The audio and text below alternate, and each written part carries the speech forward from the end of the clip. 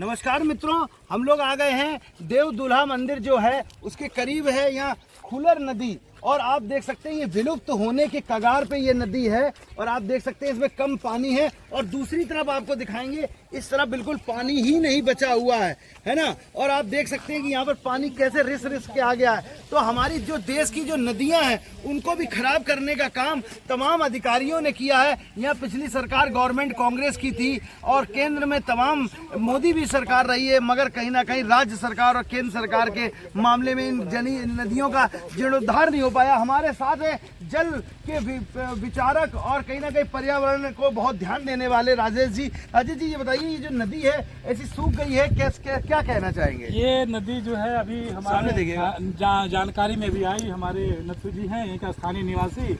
आइए नथु जी। और ये केन में मिलने वाली सहायक नदी है, केन बेतवा जो नदी और जाकर मिलती है। और ये नदियों में इसकी स्थिति विकट है। ये आगे बांध से निकलती है। कौन से बांध से?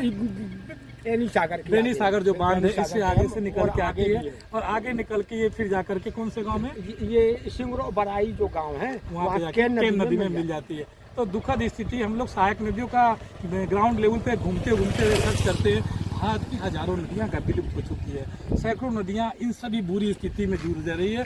ये देख रहे हैं आप इन सब चीज़ों में ये आगे स्वरूप और विकट है। ये नदियाँ बरसात अभी आया नहीं है और गर्मी में ये सूख रही है। ये देखिए इनकी क्या स्थिति हो चुकी है। ये कहीं ना कहीं जन जागरण का अभाव है। मैं मध्य प्रदेश शासन से और मध्य प्रदेश शासन के साथ साथ स्थानीय गणमान्य नागरिकों से, जनप्रतिनिधियों से, ग्राम स्तर के, पंचायत स्तर के, इन लोगों से करबद्ध प्रार्थना करता हूँ। ये माँ गंगा जमुना में मिलने वाली सहायक नदियों की ऐसी दुर्दशा को रोकिए। ये अमूल्य धरोहर है।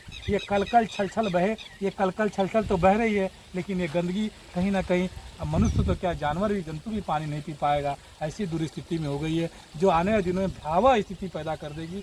तो लोग कृपया गंगा को अविरल करने के साथ साथ उनकी सहायक नदियों को, जमुना को और उनमें मिलने वाली केन बेतवा जैसी बहु पवित्र नदियों को, उनको भी बचाने के लिए इन खलर जैसी नदियों को ही बचाएं। धन्यवाद आपका।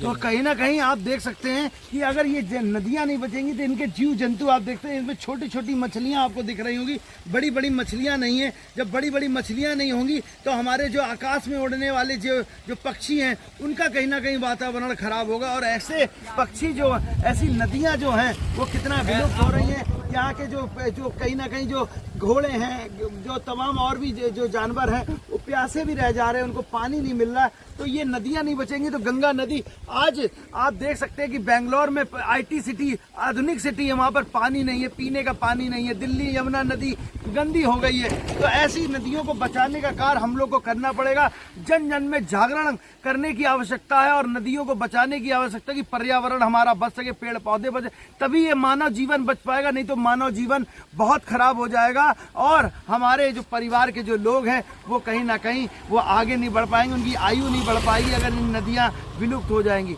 तो हमारी पहल है कि इन नदियों को बचाने का कार्य एनआरआई भारत के साथ आप करें और हमारे जो मुहिम में आगे बढ़ चढ़ के हिस्सा लें। ऐसी खबरों को देखने के लिए बने रहिए एनआरआई भारत के साथ। आपको आपने अभी तालाब दिखाया, तालाब बहुत ही बड़ा है और आप देख सकते हैं पहले जो जल है, प्राचीन समय में जल को कैसे संरक्षित करने का कार्य किया जाता था। और आप देखिए ये नाली नुमा इसको बनाया गया है। इसमें जब पानी भरता था और दूर जगह से पानी यहाँ पर आता था तो ये बगल में प्राचीन यहाँ पर कुआं बना हुआ है। और निर्माण शिल्प कला और पुरातन शिल्प, भारतीय शिल्प कला में बहुत फर्क दिखता है। वर्तमान समय में वाटर हार्वेस्टिंग के साथ सामने का विकल्प ही नहीं है। विदेशों में तो कुछ जगहों पे अपनाया गया, लेकिन हम आपको दिखाते हैं एंशिएंट, प्राचीन भारत के जल बचाव की रक्षा प्रणाली के लिए ये बने होते थे नाले जो पार्कों का पानी इकट्ठा करते थे। और इस नालों से मंदिर के बगल का ये कुआं में, ये देखिए पुराना प्राचीन कुआं है, इसमें जाकर जल संकलित होता था और इन मंदिरों में जो मंदिर हैं इनके लिए जल जाकर के चढ़ाने की व्यवस्था होती थी और फिर यह जल इसी माध्यम से बगल के सरोवर में भी जाता था। यानी इतनी सुंदर वाटर ड्रेनेज सिस्टम जो भारत की थी वो वर्तमान में किसी इंजीनियरिंग में नहीं है। लेकिन मुझे दुख होता है भारत के वर्तमान राजनीतिक लोगों को कि वो अपने भारत की प्राचीन पद्धति को लात मार करके ऐसी अनुकरण पश्चिम का कर रहे हैं जिससे भारत को नुकसान के अलावा कुछ नहीं हुआ। भारत के प्राचीन कुएं, तालाबों, नदियों को बचाएं, उनके जल संचयन पद्धति को पुनः जागृत करें। मैं अपील करता हूं सभी से, आप जनता से। धन्यवाद। देखिए ये गंगा जो की सहायक नदियों का जो है बहुत बुरा हाल है। ग्राउंड रिपोर्ट में आप देखेंगे तो सामने में बेतवा है, बेतवती जो आगे जाकर के और बेतवा मिल जाती है जमुना जी में, और वो बहुत ही निर्मल और कलकल छलछल जल लेके आती है। लेकिन ये देखिए सामने कुछ खनन, ये जो खनन हो रहा है पूर्व का सीमा एरिया है, और ये सामने जो खनन का एरिया आप देख रहे हैं, इसमें देख के बहुत दुख होता है कि कहीं ना कहीं माँ का जो है प्राकृतिक जलीय चक्र जो है, उनका जो विस्तार करने का जो उनका पेट है, उनका बहाव है, वो प्रभावित होता है। ऐसे उत्खनन पे सरकार के सक्षम अधिकारी, विशेषकर जिला अधिकारी और सरकार के प्रमुख सचिव, उत्तर प्रदेश सरकार के माननीय मुख्यमंत्री जी ध्यान दें कि इन सब चीज़ों पर लगाम लगे। और अगर लगाम नहीं लगा तो ये नदियाँ सूख जाएंगी, और अगर ये नदियाँ सूख गई और ये नदियाँ जब सूख जाएगी तो गंगा जी और जमुना जी में जो जल जाता है इनके माध्यम से, और जमुना जी जो जाकर के मिलती है, उनका भी स्वच्छ और निर्मल स्वरूप बाधित होगा, जलीय चक्र समाप्त हो जाएगा। जो आज बंगलोर की स्थिति आप देख रहे हैं, उससे भी कष्टकारी स्थिति हमारे बुंदेलखंड में होगी। मैं सरकार के सक्षम अधिकारियों से विनम्र निवेदन करता हूं कि देखिए आप इस पर ध्यान दीजिए, और अगर आप ध्यान नहीं देंगे तो हम सभी कार्यकर्ता बाध्य होंगे रोड पर उतर करके आपके खिलाफ आवाज़ उठाने के लिए और अपनी बात पहुंचाने के लिए। मैं राजेश जी के छत पर आपके पास NRI न्यूज़ का बहुत बहुत धन्यवाद।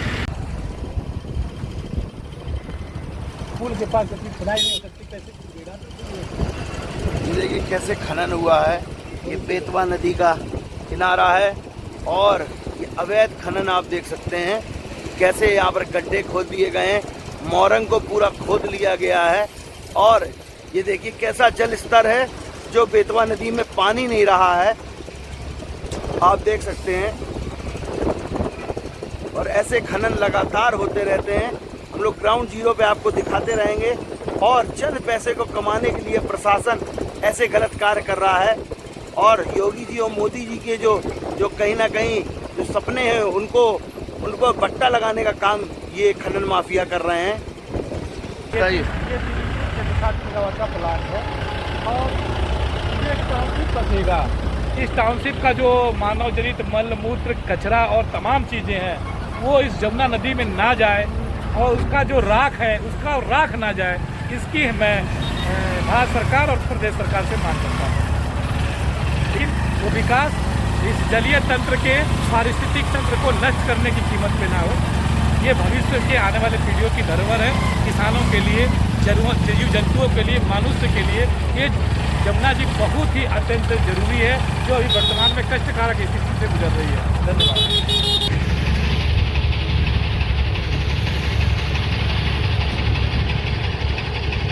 ये है थर्मल प्लांट, और इससे कहीं ना कहीं नदियों को पे भी समस्या आ सकती है। ये है यमुना नदी, और देख सकते हैं कैसे सूखी पड़ी हुई है ये नदी।